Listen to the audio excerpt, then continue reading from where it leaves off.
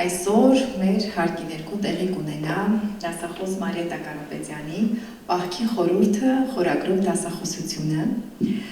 Բոլորիդ մաղթում եմ հետաքրքիր երեկո, հաճելի ու կնդրում։ Իսկ մինչ խոսքս ավարտելու ուզում եմ տիկին Մարիետտային հանձնեմ մեր Նարեկացի միության խորհրդանշական նվերը, քանի որ սա ձեր առաջին հյուրընկալությունը մեր հարկի տակ, ձեզ ուզում եմ ի հիշատակ եւ հաճելի հիշողությունների խորհրդանիշ որպես նվիրել մեր նուրը խնդրեմ։ Շնորհակալություն։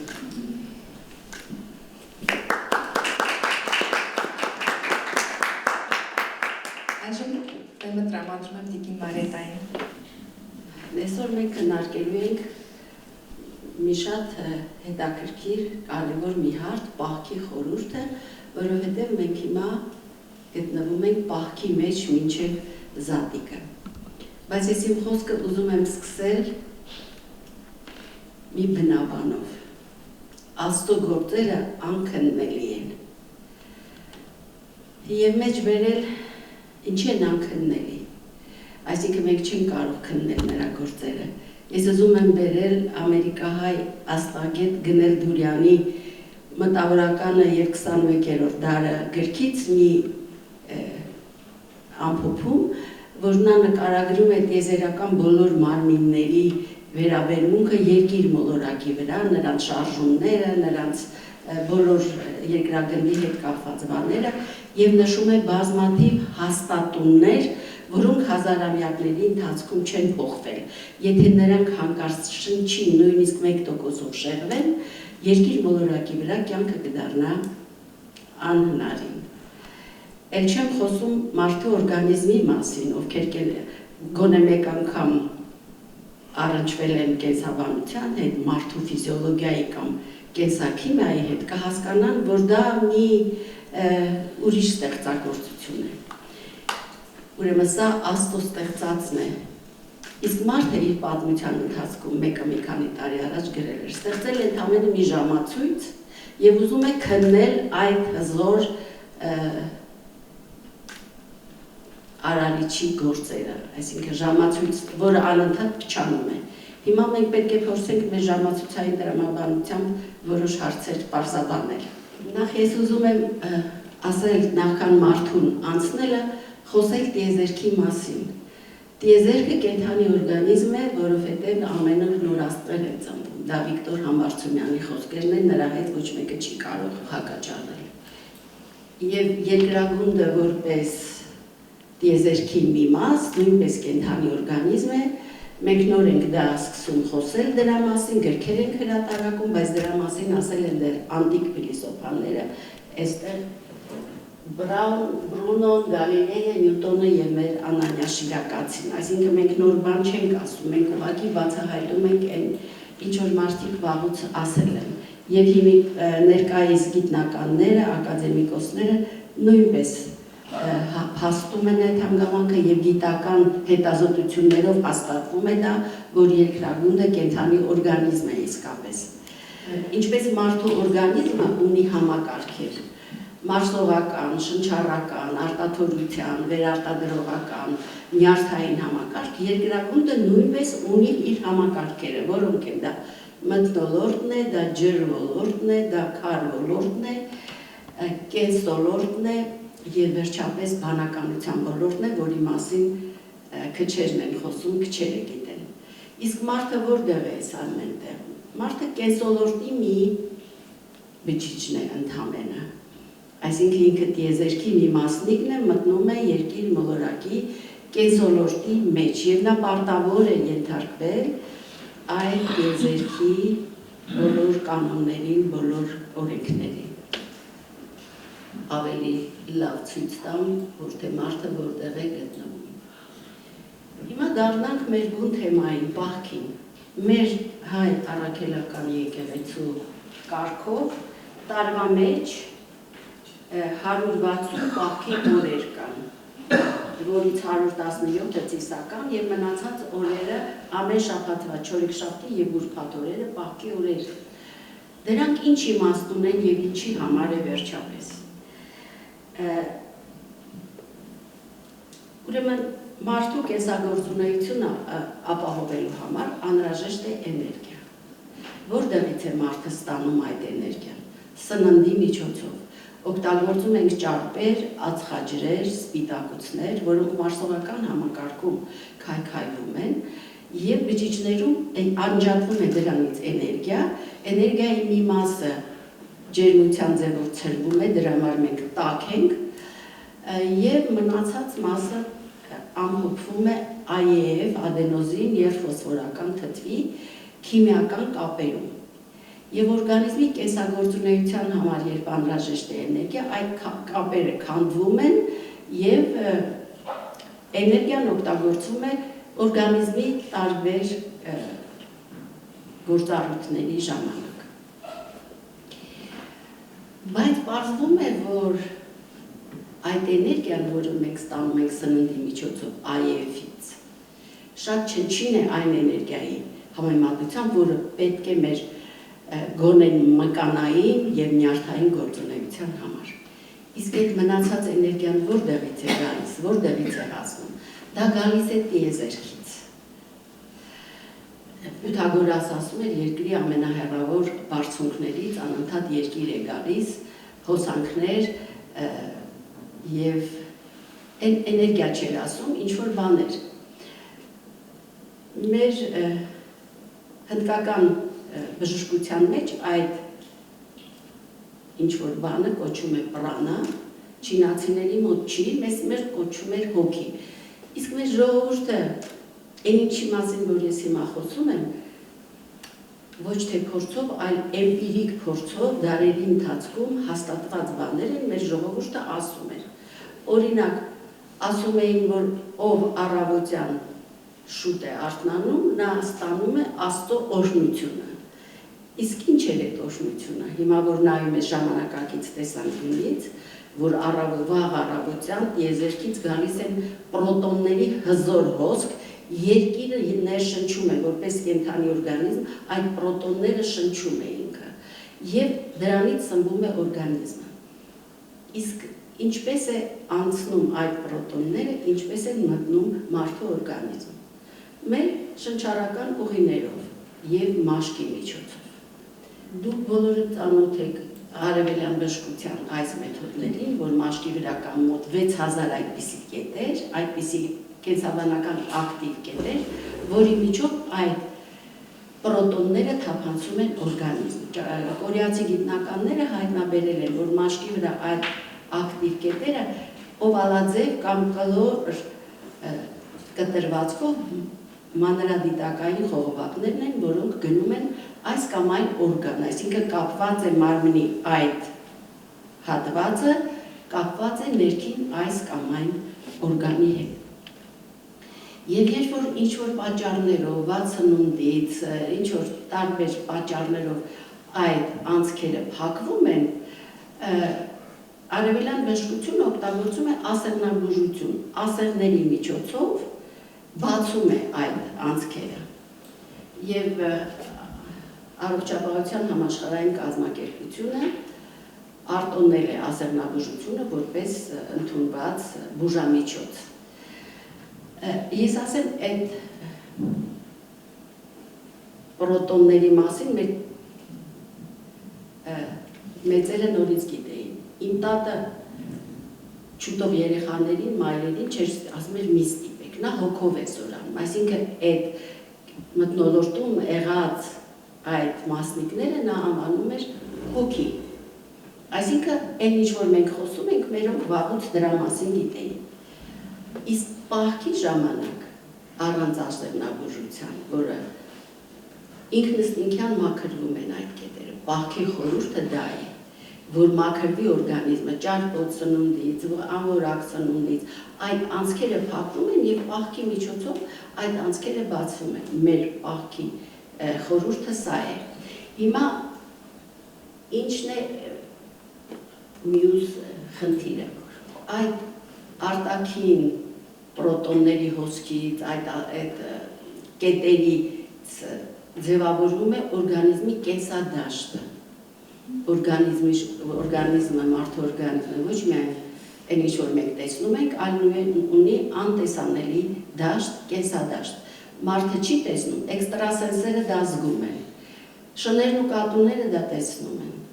Եվ նայած մարդը ինչ բնավորություն ունի, ինչ խառնվածք ունի, այդ կենսադաշտը գույներ ունի նաև։ Ասում են, որ կատուները տեսնում են նույնիսկ գույները։ Բարի, պոզիտիվ մարդկանց այդ աուրան վարդագույն է կամ երկնագույն, իսկ չար, նեգատիվ բնավորությամբ մարդկանց գորշ է։ Դրա համար շները ոչ բոլորի վրա են հաչում, կամ կատուները ոչ բոլորի գիրկն են նստում, նրանք դա զգում են։ Հիմա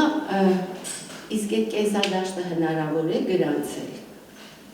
Դա ասում են հնարավոր չի, բայց մեր ֆիզիոլոգիայի ամբիոնը, ֆիզիոլոգիայի ինստիտուտը ստեղծել է մի հարմարանք, բիոսկոպ, որով կարելի է գրանցել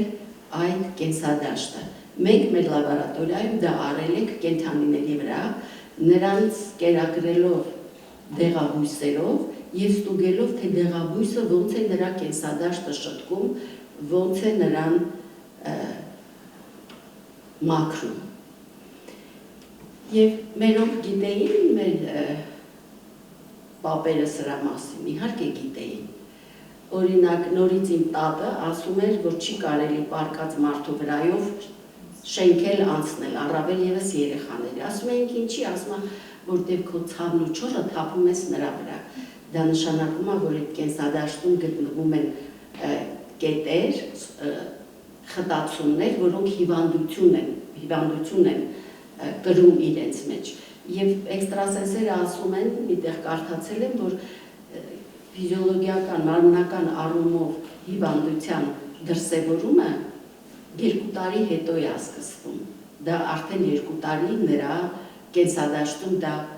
գոյություն ուներ։ Սրա մասին գիտեին նաև շատ հնուց, չինացիները օրինակ, ավտոբուսում ազատված տեղը միանգամից չեն նստում։ Նրանք պետք է սենց հետ են տալիս, ոնց որ ինչ-որ մի բան կա, հետ են հրում, որպեսզի չմտնեն այդ կաղապարի մեջ։ Անցած անգամ ես սա խոսում էի մի հոգևորականի հետ, նա ասեց նույնը նաև Իրանում են, նրանք էլ են հասկանում, որովհետև երբ մարդը տեղից վեր էր կենում, բիոսկոպը կարող էր գրանցել այդ մարդու կենսադաշտը։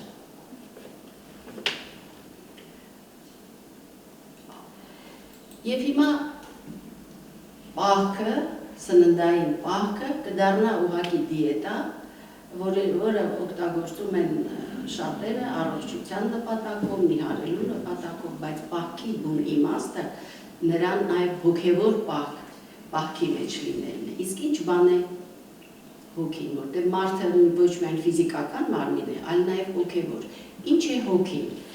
Պավլովը ասում է, որ մեր հույզերը, մեր զգացումները, մեր վիշտը, զայրույթը, ապելությունը, բոլոր մտքերը, դրանք միրանց հետ կապված են և ըստ երևույթին այդ աուրայում դրանք մնում են այդ կենսադաշտում և մարդը մեռնելուց հետո դրանք չեն վերանում, դրանք ուղղակի գնում են դեպի տիեզերք։ Երբ ես պատրաստվում էի այս հանդիպմանը, և քանի որ ոչ մի բան առանց պատահական չի լինում, ինձ հրամցրեցի Յասենյացկու գիրքը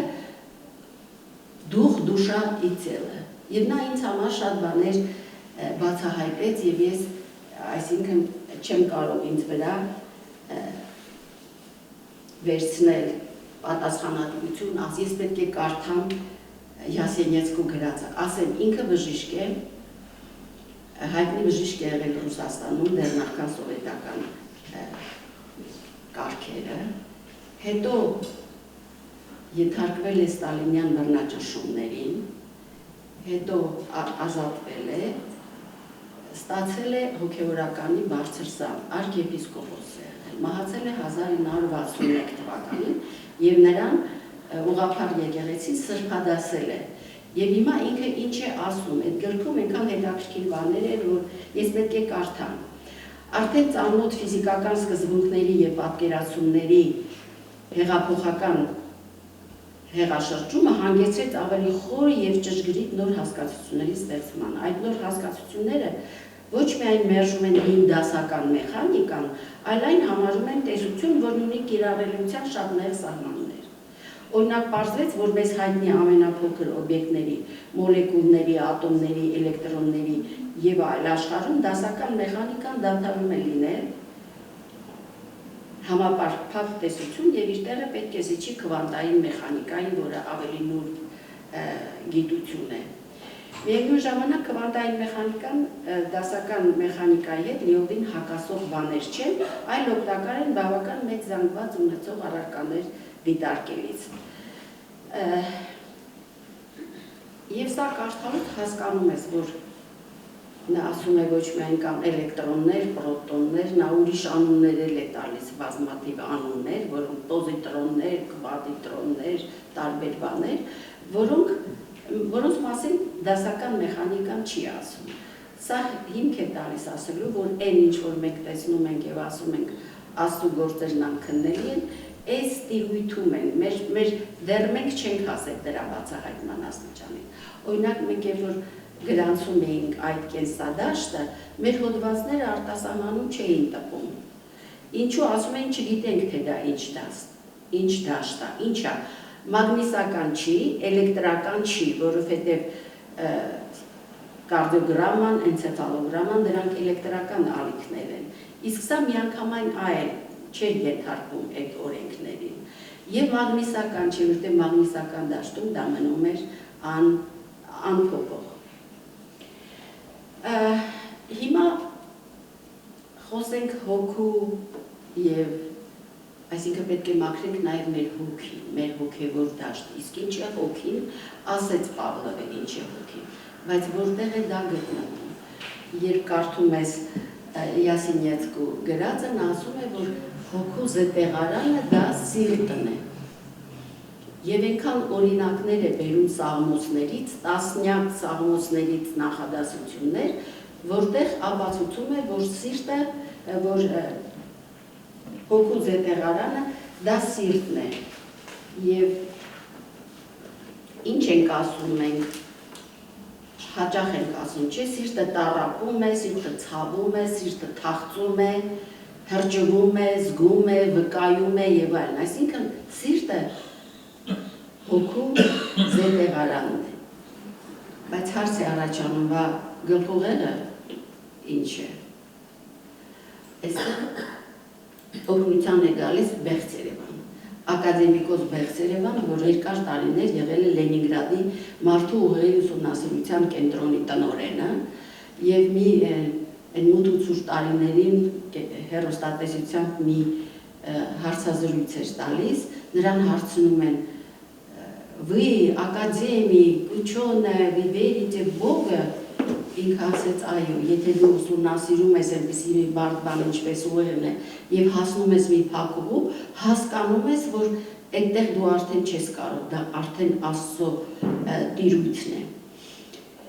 Եվ նա մի հետաքրքիր բան է ասում, որ ուղեղը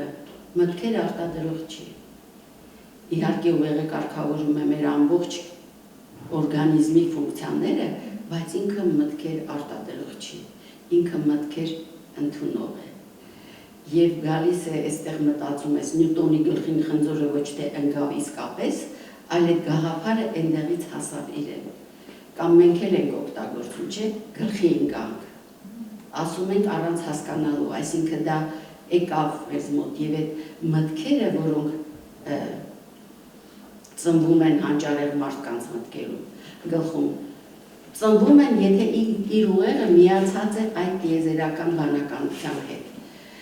Իսկ եթե կտրված է, ես այնտեղ մոռացա ասել մի բան, որ ռուս մի ֆիզիկոս ուսումնասիրել է այդ կենսադաշտը էքստրասենսերի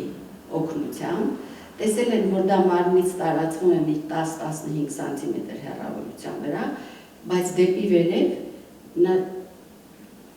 աստիճան են դրել բարձրացել, տեսել են, որ նա գնում է դեպի վերև։ Այսինքն միացած է այդ կենսադաշտը միացած է տիեզերքի հետ։ Եվ ես մտածում եմ, այդ սրբապատկերների վրա սրբերի գլխի այդ լուսապսակը ըստ երևույթին հենց դրա խորհրդանիշ է, նրանք սուրբ են, որովհետև անընդհատ կապված են եղել տիեզերքի հետ, կապված են եղել Աստծո հետ։ Եվ դրա ապացույցը կա, որ գալիս է մտքերը տիեզերքից են գալիս, եթե դու իհարկե միտքդ ուղղել ես դեպի տիեզերք, դեպի Աստված։ Իհարկե կա, երբ որ մենք նայենք նեյրոնի կառուցվածքը, իսկ մարդու գլխուղեղում կա 100 միլիարդ նեյրոն, նյարդային բջիջ։ Կեղևը միայն, որը կազմում է գլխուղեղի վերևի մի քանի միլիմետր հատվածը, 14 միլիարդ նեյրոններ են։ Երբ որ նայենք նեյրոնի կառուցվածքը, կհասկանանք, ծառը ինչ է անում, իր սնունդը որտեղից է ստանում, հողից, իր արմատներով։ Հիմա եթե մենք նայենք նեյրոնին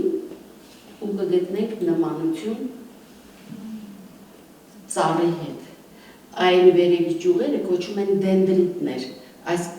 դենդրոն բառից է, ծառ բառից է, այսինքն դրանք ուղղված են դեպի տիեզերք եւ ուրիշ հեղինակներ էլ կան, որոնք ասում են միտքդ, եթե կապես այնտեղ, եթե ինչ-որ բան ես ուզում անել, միացնես տիեզերական այդ բանականության հետ, դու կստանաս դրա պատասխանը։ Ասում են, որ Միքելանջելոն եւ մյուս հայտնի քանդակագործները, նկարիչները այդ գործերը ստեղծելուց առաջ պահք են պահել, 40 օր պասի մեջ են եղել նրանք։ Այստեղ չես կարող չհամաձայնել։ Բայց ինչի հետ է միացած, այդ որտեղից է գալիս։ Դա անցյալ դարի կեսերին ֆրանսիացի Լերոան եւ Թեյար դե Շարդենը առաջ քաշեցին երկրագնդի բանականության ոլորտի հարցը, նոոսֆերայի հարցը, որը որպես տեսություն ձևակերպեց Վերնադսկին, ռուս հայտնի գիտնական Վերնադսկին։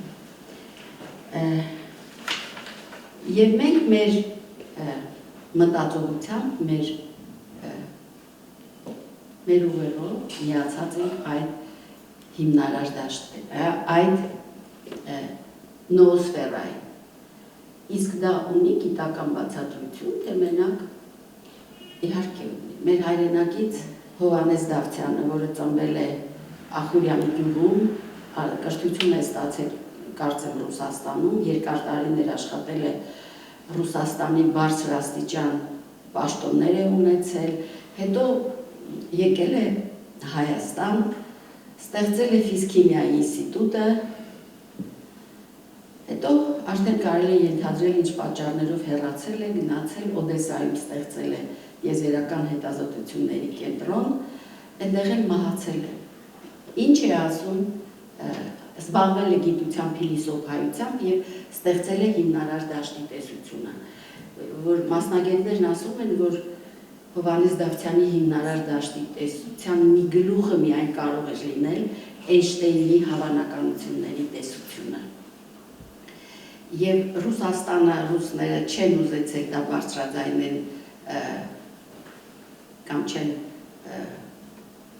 ուղղակի չեն ուզեցել բարձրաձայնել, որտեղ ոչ կարելի է Էյնշտեյնի անվան հետ այդպես անել, բայց ինքը դիմում է այն խմբագրությունը, որտեղ Էյնշտեյնը եղել է խմբագիր, իրեն ընդունում են որպես խմբագրական կոլեգիայի անդամ եւ 2 տարի առաջ նրա 100-ամյակը Օդեսայում մեծ պարկով նշեց։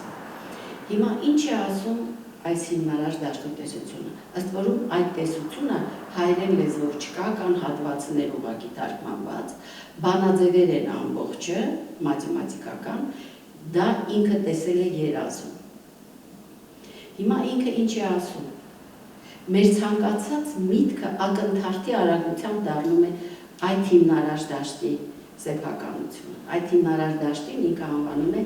գեոնային պսակ, որը շրջապատում է երկիր մոլորակին։ Հետո ավելացնում է, որ այդ մեր գեոնային պսակը մի մեծ տիեզերական հիմնարար դաշտի ծայրամասային նյարդային համակարգն է, ինչպես մեր գլխուղեղը կենտրոնականն է, գլխուղեղը եւ ողնուղեղը, իսկ դեպի ծայրամասեր գնացողը ծայրամասային նյարդային համակարգ, ասում են, որ երկրագնդի գեոնային համակարգը դա միայն ծայրամասային նյարդային համակարգ է։ Եվ ցանկացած օրգանիզմ, որը իր մեջ ունի ԴՆԹ, այնտեղ ներկայացված է։ Այսինքն Աստվածաշնչում, որ կարդում ես, որ կենդանիներին վարվեք, վերաբերվեք այնպես, ինչպես ձեր ընտանիքի անդամներին, մտածում ես, այնպես մի քիչ լուրջ չես վերաբերում, բայց պարականում ավետարաններում գրված է մարդկանց մի խումբ իրենց ավանակներով, ջորիներով բարձանում են բլուրը, Հիսուսն էլ իրենց հետ, մեկը իր ջորում ծեծում է։ Հիսուսն ասում է, ինչի ես ծեծում եք անասունին, ասում է, որ իմն է, ես փող եմ տվել, առել եմ և ինչ ուզեմ կանեմ։ Ասում է, եթե դու միայն իմանաս, թե նա ոնց է բողոքում հորը, դու չես անի այդ բանը։ Եվ այն, որ մեր ցանկացած միտքը ակնթարթի արագությամբ դառնում է նրա սեփականությունը, Գարեգին Նժդեհը վաղուց գիտեր, ասում էր, դեռ բավարար չէ ունենալ սեփական խոկումները ունենալ, դուք ժամանակ առժամանակ քահանի ենթարկեք այդ մտքերը։ Այսինքն այն, ինչ որ հաստատում է Հովհաննես Դավթյանի հիմնարար դաշտի տեսությունը։ Հիմա այս պահքը ունի ինչ-որ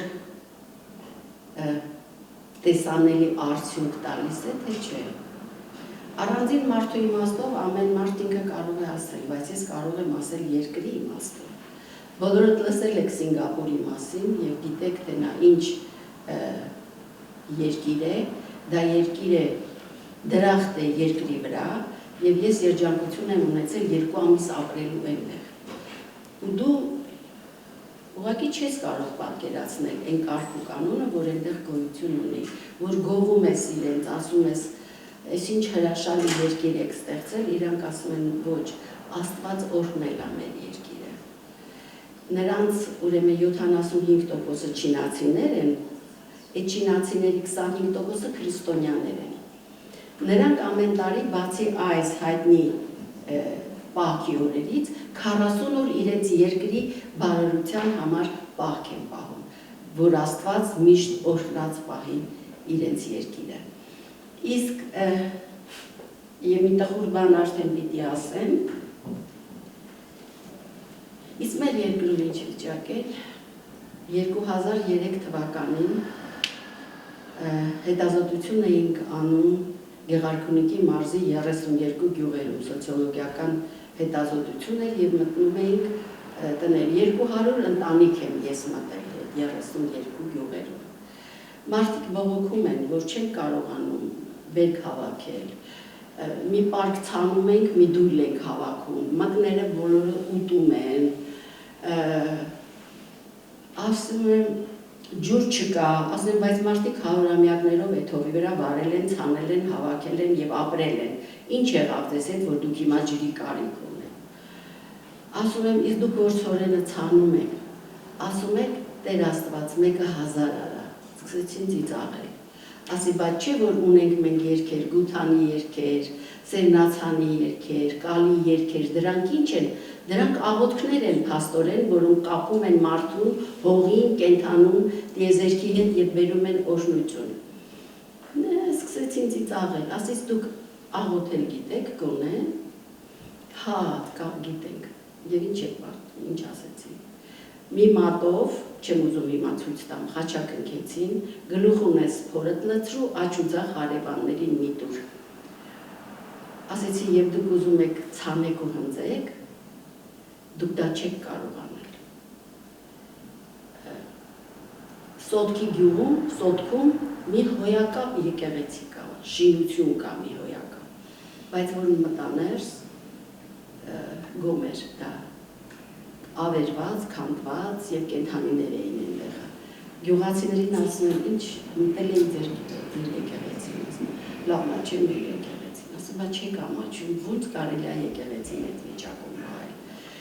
Եվ մենք ունենք այս վիճակը հենց այդ պատճառով, եթե մենք համեմատենք Սինգապուրի հետ, և սաղմոսների մեջ կա մի այսպիսի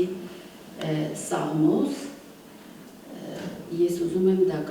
կարդամ։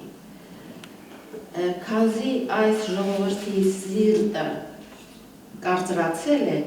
ծանր են լսում իրենց ականջներով, իրենց աչքերն էլ փակ են, որպեսզի չլսի, թե երբևէ աչքերով տեսնեն ու ականջներով լսեն, սրտով իմանան ու դարձի գան, եւ ես էլ բժշկեմ նրանց։ Ես այ մարգարեությունից եմ։ Ինձ թվում է սա մեր մասին է ասված, այս տողերը մեր մասին են ասված։ Եվ որն է դրա ելքը։ Երկը տալիս է Վահանդերյանը իր հոգևոր Հայաստան հոդվածում, որ ազգը միայն արտաքին ուժերի զորությամբ, իրերի արհեստական դասավորությամբ չի ստեղծվում, այլ իր անդամների ներքին մտահոգեկան կերպարով։ Պետք է բացի արտաքին հնարավորություններից լինի եւ ներքին մի զորություն, մի հոգևոր ողում, որ մարդկանց համախմբում ազգ է դարձնում։ Քննեցեք ձեր սրտերը եւ նայեք, թե կա արդյոք այնտեղ հավատ, որով պիտի կենթանանա մեր հոգևոր Հայաստանը։ Եթե չկա, ապա զուր են ձեր ջանքերը նյութական Հայաստանի համար։ Նա չի կենթանանա, նա հոգով միայն կարող է կենթանի լինել։ Ես հավատում եմ, կլինի հոգևոր Հայաստանը, կենթանի կլինի մեր հայրենիքը, ուրեմն կենթանի կլինի եւ Հայաստանը, որի համար մեր ժողովուրդը այսօր թափում է իր արյունը։ Կարծում եմ բոլորը սրա հետ համաձայն եք եւ ես ուրախ եմ, որ մենք այստեղ կան մարդիկ, ովքեր այդ տրամադրվածությունը ունեն հոգևորի նկատմամբ։ Եվ վերջում սա։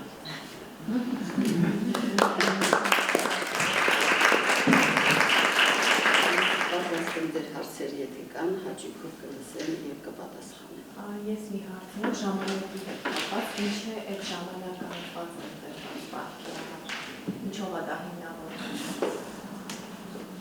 Չեմ կարող ասել։ Ես մտածում էի, որ եթե պահքը այդպես հոգևոր ինչ-որ արթնություն է տալիս, ինչի այս 40 օրը, հետո այնտեղ ցույցվեց, որ տարվա կեսը համարյա պահք է, այսինքն մենք անընդհատ պետք է։ Ձեր ասած ինձ համար նորություն էր այդ քանակով պահքի։ Այո, ամեն չորեքշաբթի եւ ուրբաթ օրերը պահքի օրեր են։ Դա օրգանիզմը մաքրելու եւ աստուն դառնալու հնարավորություն է։ Որովհետև ես այդպիսի մի խոսք լսել էի, ոչ հերմինակային, որ իսկ գուցե ամբողջ տարվա ընթացքում հետևողական լինենք, ոչ թե կենտրոնանանք այդ 40 օրվա վրա, ամբողջ տար, ինչը որ դուք հիմա ասում եք։ Նման միտք մարդկանց մեջ կա, որ գուցե նման մոտեցում սնունդի եւ առհասարակ զսպվածության հանդեպ տարվա ընթացքում ամբողջ տարվա ընթացքում, որ հավասարապես է պես աշխել եւ ոչ թե կենտրոնացնել այդ 40 օրը։ Բայց ես մտածում, եթե կրոնը այդ ժամանակահատված առանձնացրել է, գուցե չի կարող ինչ-որ հիմնավորություն ունենալ։ Հիմա եկեղեցին չի պարտադրում բոլորին ունենալ զսպվածություն սննդի նկատմամբ, ասում է կարողացեք զսպել ձեր կրքեր, եթե ինչ-որ մի բան շատ եք ուզում, դա մի արեք։ Այսինքն կարևորը հոգևորի վրա է դրվում շեշտադրումը, որ կարողացեք զսպել ձեր կրքերը եւ մտքերը կապեք տիեզերքի հետ, հիմնարար դաշտի հետ, խնդրեք Աստծուն եւ նա ձեզ կտա։ Ես իմ կյանքի փորձից կարող եմ ասել, որ դա աշխատող բան է։ Բայց փաստորեն նաև ձեր իսկ երեքից կարող է թարել, որ ամեն դեպքում, այլ դուք ասում եք, երբ որ չեն մտում այդ անցքերը բացում են, այդ կլոր ճարպերը, ճարպերը եւ այլն, փաստորեն ֆիզիոլոգիականը կապ ունի նաև հոգեվորի հետ։ Իհարկե, երբ որ այդ ֆիզիկական կեղտը մաքրվում է, նաև մաքրվում է հոգեվորը։ Այո, այսինքն հետեւաբար խորհուրդը պետք է սննդային պահել։ Դրա համար եմ ասում, Աստծո գործերն անքննելի են, այնքան նրբություններ կա, որոնք մենք բոլորը դեռ չենք կարողացել բացահայտել։ Այն որ այդ պրոտոնները գալիս են, նոր են բացահայտել, այսինքն ով առավոտը շուտ է արթնանում, նա ստանում է Աստծո օրհնությունը։ Ինչ է դա? Առողջություն, ուրեմն այդ պրոտոնները մտնում են օրգանիզմի մեջ։ Բացի այդ մեր բժշկապետերը Ամիր Դովլատ Ամասյացին, Հերացին առաջարկում էին, հորդորում էին դեղամիջոցները, դեղաբույսերը հավաքել սարերում վաղ առավոտյան նախքան արևածագը, որովհետև հենց այդ ժամանակ է լինում երկրագնդի առաջին ներշնչումը, երկրի մոլորակի ֆիզիոլոգիան, որ ուսումնասիրում ես, լինում է ներշնչումը, և դա պարբերաբար օրվա մեջ տևում է հերթափոխով, իսկ եթե ինչ-որ վտանգ է սպառնում երկրագնդին, ես այդ գրքում գրել եմ, երկրագունդը սկսում է արագ շնչել, ասում են, որ մի, չգիտեմ, 60-ական թվականներին, թե 70, մի երկնակար է պետք է ընկնել երկրագնդի վրա, երկրագունդը ասում է վազած ձիու նման է շնչում արագ, և այդ ժամանակ ավելացավ նաև մարդկանց մոտ սրտային խնդիրները և շտապօգնության կանչերի քանակը։ Եվ սրտի հետ կապված, որ սրտում է գտնվում մարդու հոգին, մտածեցի ես, արդյոք պատճառը դա չի, որ սնանկացել է մեր հոգին այսքան սիրտանոթային հիվանդությունները, ով ասեց, որ չի կարող դա լինել պատճառը։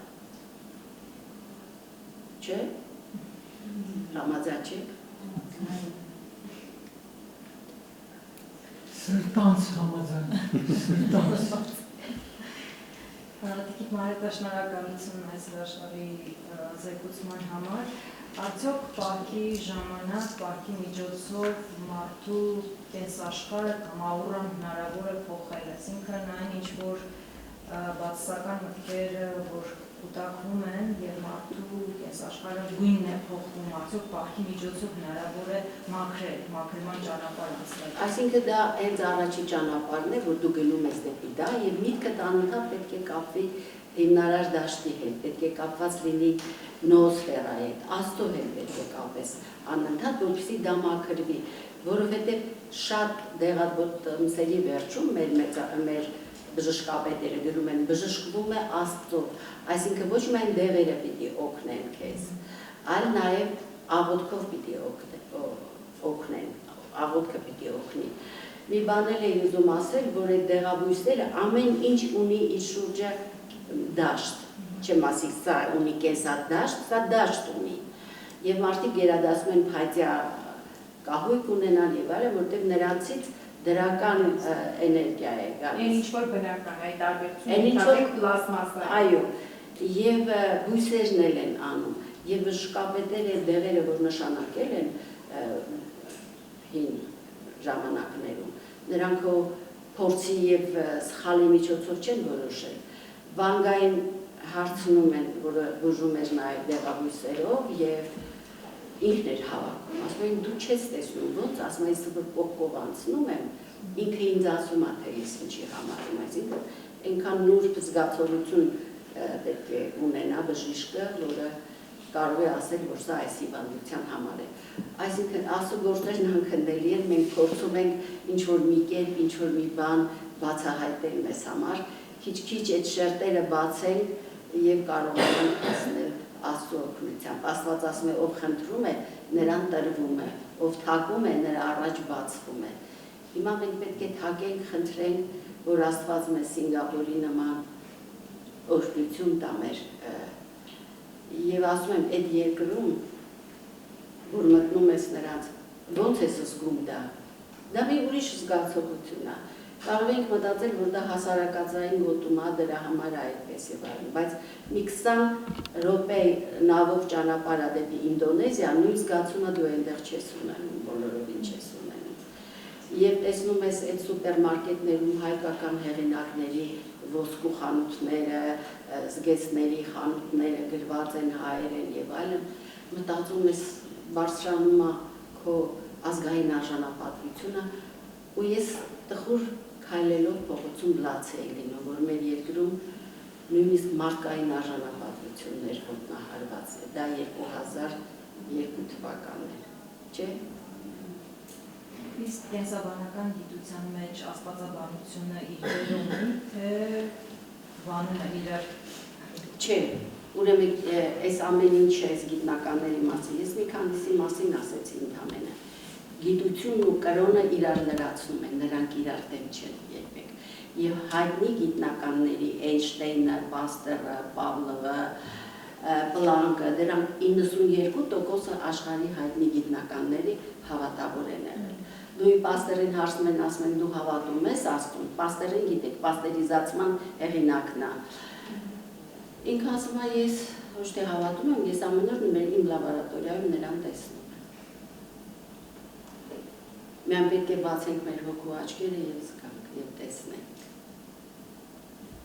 Նարեկացի արվեստի միության կողմից նախ ցես շնորհակալություն հայտնել Ինգա Հարաբեկյան, որտեղ մեզի հոգևոր հովիվները գալիս են մեր մոտ եւ օրհնություն են փոխանցում Տիրոջ կողմից։ Բայց դուք էլ ոնց որ Բահավան հրեշտակի նման հայտնվեցիք ու մեզ փոխանցեցիք ի վերուստ անլույսը, որ ցեզ դրված է եւ այն ինչ որ մեր հետ կիսվեցիք երկնային գեղեցկություն ունի, բոլորս վստահ եմ նույն զգացողությամբ ենք, որու համար մենք միան ներշնչված ենք եւ Նարեկացի արվեստի միությունը ավանդույթ ունի, որ մենք մեր երախտագիտությունը հայտնում ենք փոքրիկ նվերներով։ Շնորհակալ եմ։